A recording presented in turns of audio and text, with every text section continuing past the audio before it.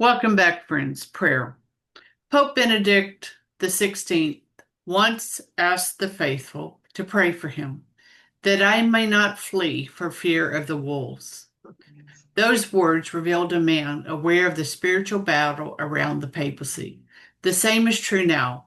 Every pope, no matter his gifts or limitations, stands at the center of immense pressures, political, cultural, and spiritual.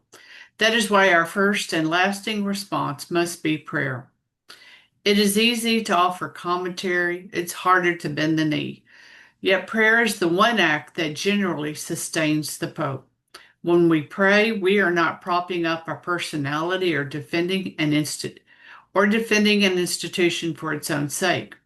We are asking God to strengthen a shepherd so that he may keep his eyes fixed on Christ and guide the flock with fidelity.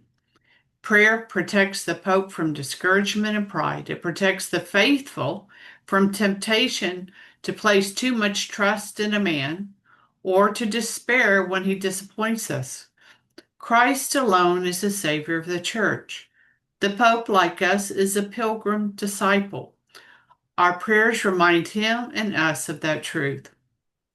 One of the unexpected blessings of the last regime, for all its turmoil, was the calibration of my own gaze. I was forced to remember that my salvation does not rest on the person of the Pope, or on bishops, or on ecclesiastical structures. My joy and eternal hope rests only in Jesus Christ, and that is a precious gift, even if it comes through trial. So too now at the beginning of Leo XIV's pontificate, we are called to pray that he will be strengthened not to flee, not to falter, but to remain steadfast. We ask the Holy Spirit to give him clarity of mind, purity of heart, and courage of will. We ask the Lord to surround him with wise counselors, holy collaborators, and the prayers of the entire church. And as friends on this journey, let us remember that the surest norm for our lives is the venerable magisterium of the Church, handed down through the centuries. And with that compass in hand and our eyes fixed on Jesus, we can navigate the turbulence of our own day. Prayer keeps us anchored in Him. If we cultivate this spirit of intercessions, then no matter what storms break around us, we will not lose our way. The Pope needs our prayers, but we need them even more. For prayer unites us, transforms us, and prepares us to reach our eternal home with Christ, our true shepherd and king. And yeah, the outrages of recent weeks. Those notes, those links are there for those who care to avail themselves of it. Exhortation to prayer. So yes, we did that. The our internal, yes, and addendum. I do have one thing I just want to okay. I quickly Please point do. out is the I do think that when you're talking about that prayer of Benedict, right, that he said, because remember, the Pope is not the Pope doesn't only pray for himself in his own person, right? He prays for the papacy as going to be filled by anyone who's going to be there. So any Pope any prayer that is said for Benedict in the particular is given over to any Pope who will be after him, right?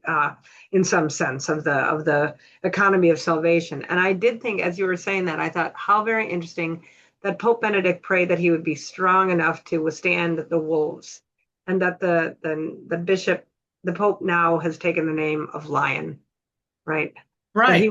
he will stand against the wolves. There is something really profoundly beautiful about that, and like you said, that reordering of the mind to recognize that that it is truly Christ, it is His church, and that He is our path of salvation. Right? There's only one way, and that is through Him, and to look to Him, and that is where the church will find her radiance and her glory, regardless of who sits in the chair of Peter at any given time.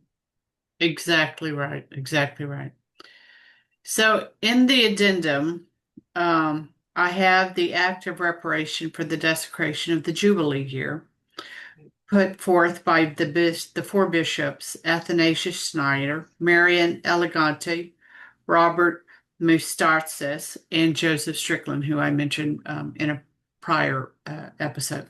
Right. So I think it's I also have worth that attached. noting.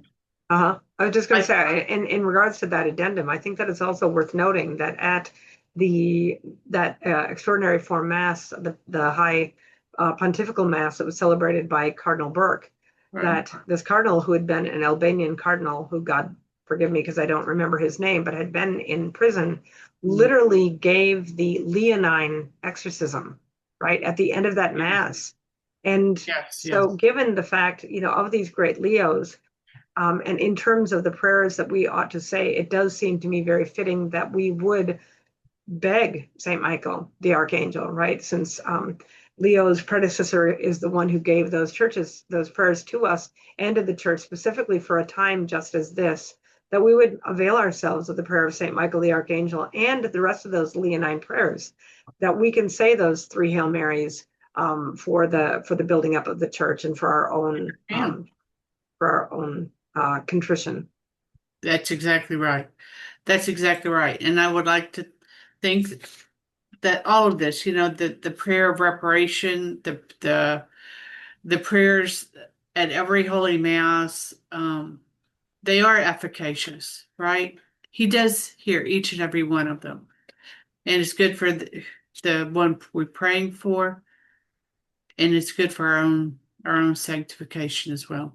So I'll leave that to the addendum. I thought that the four bishops had a beautiful uh, prayer for us to um, and Maybe you could add to that the Leonine prayers for the faithful. If we people could are add not familiar with them, they can bring them to Mass on their own. And even if they're not recited by the public congregation, they can certainly make their own private recitation of them. they absolutely can. They absolutely can. All right, my friends, we will see you the next time. Till then, Fides et Ratio.